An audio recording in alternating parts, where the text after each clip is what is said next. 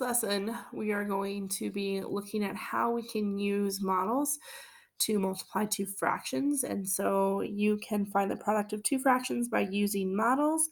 And I'm going to start showing you guys the standard way to multiply as well, so you guys can build some familiarity with that. And then we're also going to look at using some cross-canceling today.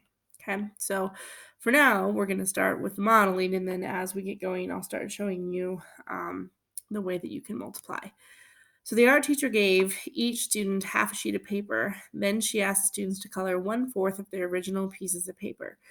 What part of the original sheet did the students color? So we have to start with the original sheet, right?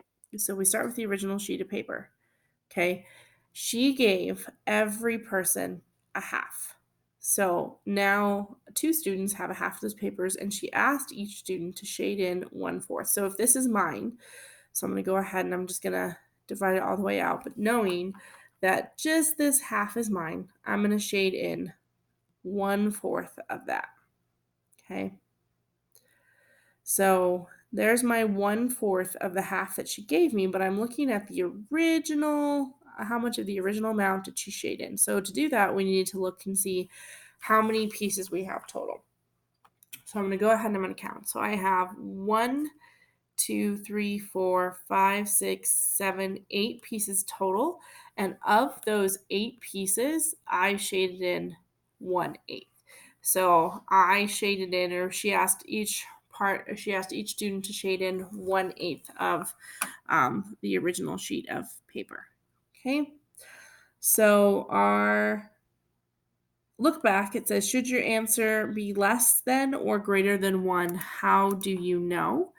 And so when we look at this, our answer really should be, well, if I do 1/4 times 1/2 is really the problem that I set up. My answer is going to be less than 1, and here's why.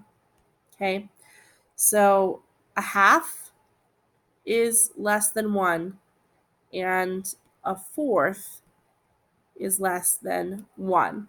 And so because both of those is less than 1, 1/2 times 1/4 is going to be less than 1. Okay? And so because both fractions are less than 1, my answer is going to be less than 1. If I had a value greater than 1, then my answer would look a little bit different depending on the value that I have. Okay? All right. So go ahead and move into our next page. And it says, how can you use models to multiply fractions? So again, we're looking at how we can model using fractions. It says there was 1/4 of a pan of lasagna left. Tom ate 1/3 of this amount. What fraction of a whole pan of lasagna did he eat? So they're showing you down below, B and C, they're showing you down below two different ways that you can represent it. I tend to prefer the another way. It just is a little bit easier in my mind to read, but you need to be familiar with how to read both. So I'm going to start with the another way first, and then I'll go back to part B. Okay, so there's 1/4 of a pan of lasagna left. So the first thing I need to do is I'm going to go ahead and I'm going to divide my fraction into fourths. But when I divide it into fourths, I'm going to divide it to where the fourths are going the same way. So I made columns with my fourths. And then I'm going to draw hatch marks for my 1/4. Okay, so I'm just going to draw hatch marks for my 1/4. And then I'm going to draw and I'm going to change colors. So this is one where I get to do, let's do an orange. Yellow works, okay? So then I'm going to draw my 1/3. So when I draw my 1/3, I'm going to go horizontal, and I'm going to draw my thirds this way.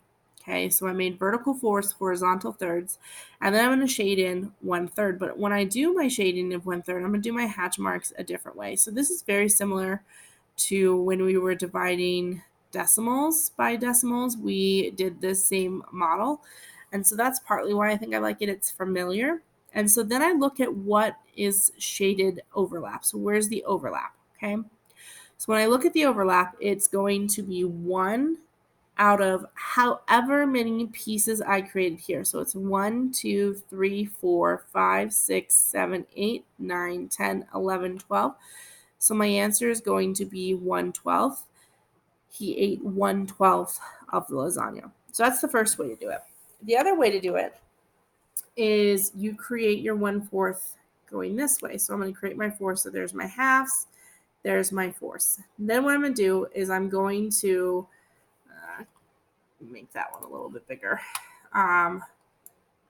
What I'm going to do is I'm going to take my 4ths and I'm going to divide each of my 4ths into thirds. So I cut them into 2 pieces. And then the way that the model shows it is I take each one of those thirds and I shade in one of those thirds. Okay. And because that's all that he ate 1/3 of that amount that was left. So I'm just going to shade in 1 and I end up with 1/12. Okay. So there's the 2 methods that they show where you can draw the models. Again, for me, I tend to like this one because to me, it's very easy to see, oh, here's my overlap. This is how much I have. Whereas this one, to me, is a little bit harder to see. But you choose the method that works best for you. Okay. All right, so let's go ahead and jump down here. So find 1/4 times 1/5 using the area model. Explain your work. Well, what's nice is they've already divided the area model for us.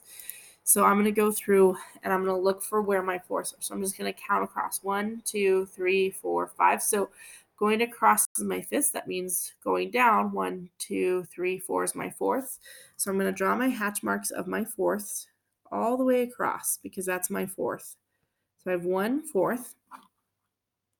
And then I'm going to change colors. I'll go back to doing that yellow color, a little bit brighter. And then I'm going to do 1/5, but I'm going to do my hatch marks going a different way.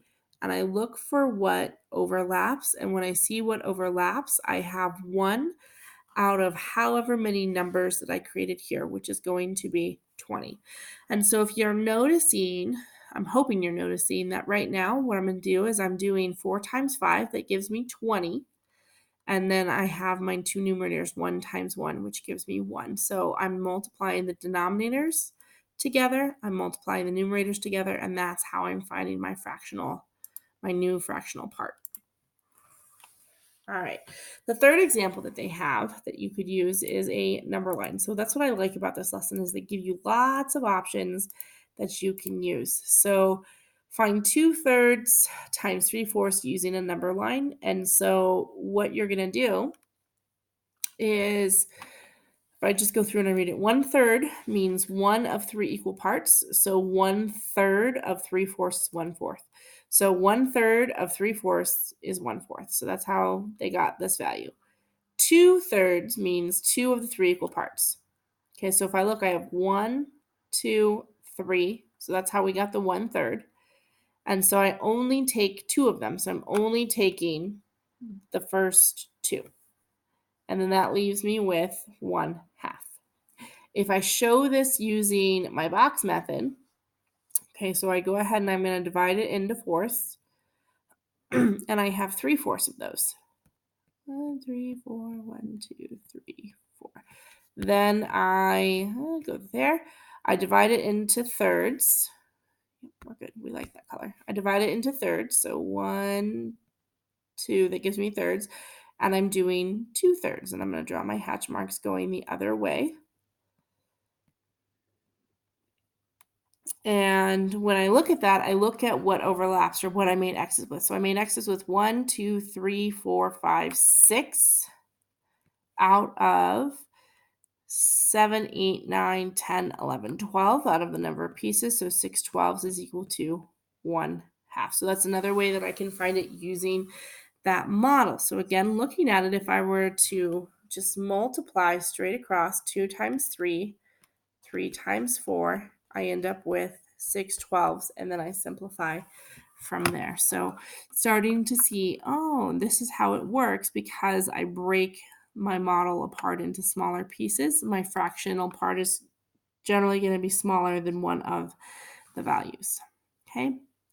All right, so let's go ahead and drop down to number 1. It says Tina has half a pan of cornbread left over.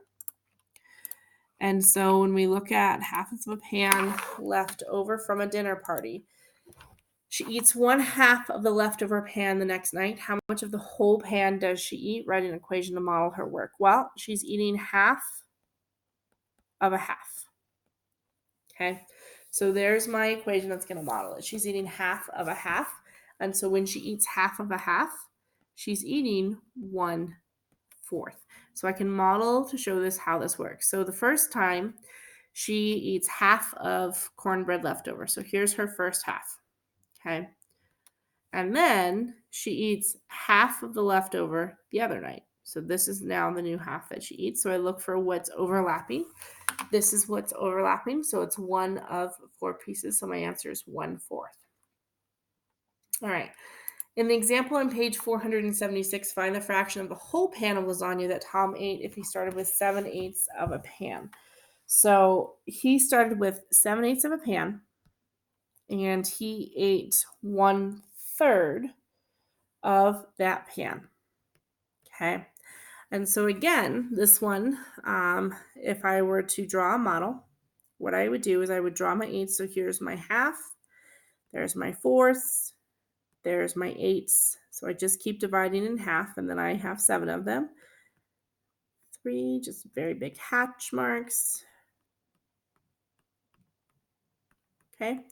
And then I go and I divide into thirds. So here's 1, 2/3, and I'm only taking 1 of the thirds, so I'm just going to cross over. That's how much he eats. So I look for where the overlap is. So I have 1, 2, 3, 4, 5, 6, 7. So I have 7. Oh, notice what I did here. 7 times 1 gives me 7. And my bet is if I did 8 times 3, I should have 24 pieces. So let's see if I have 24 pieces. 1, 2, 3, 4, 5, 6, 7, 8, 9, 10, 11, 12, 13, 14, 15, 16, 17, 18, 19, 20, 21, 22, 23, 24. So noticing that I'm multiplying my numerators together, I'm multiplying my denominators together, and I'm getting my new fractional part. So he starts with 7/24 of, or he ate 7/24 of the. Find 5, 6 times 1/2. Shade the model to help you. So what's nice is they've already divided it up. So I'm going to go ahead and just model my half. So I have 1/2. So I'm just going to draw my hatch marks going across. Change my color. We'll go pink. And then I do 5, 6. So 5, 6 goes, let's see, 1, 2, 3, 4, 5, 6. So 1, 2, 3, 4, 5. So there's my 5, 6. So I need to go ahead and just bring those straight across. And so I look for where the overlap is. The overlap is 1, 2, 3, 4, 5. So I end up with 5/12 as my answer. So again, if I did 5, 6, so I did 5 times 1, I get 5. 6 times 2, I get 12. So I end up with 5/12. Okay, 3/4 of 4/9. I'm just going to use multiplication on this one, just so you guys can see it. So I have 3/4 of 4/9. Another way that I can write that is going to be 3/4 times 4/9. And then I look again to see if I can do that cross canceling. So I look at my diagonals. Do 3 and 9 have a common factor? Yep, they sure do. 3 and 9's common factor is going to be 3. So this is going to be a 1 because 3 divided by 3 is 1. 9 divided by 3 is going to be 3. And so I would now look at my other diagonals because sometimes I can cross cancel across both. So 4 and 4 share a common factor of 4. So this becomes a 1. This becomes a 1. 1 times 1 is 1. 1 times 3 is going to be 3. So 3/4 of 4/9 is going to be 1/3. So jump into the next video and I will tell you the problems that I'd like for you to do, and then I will do a couple more examples for you as well.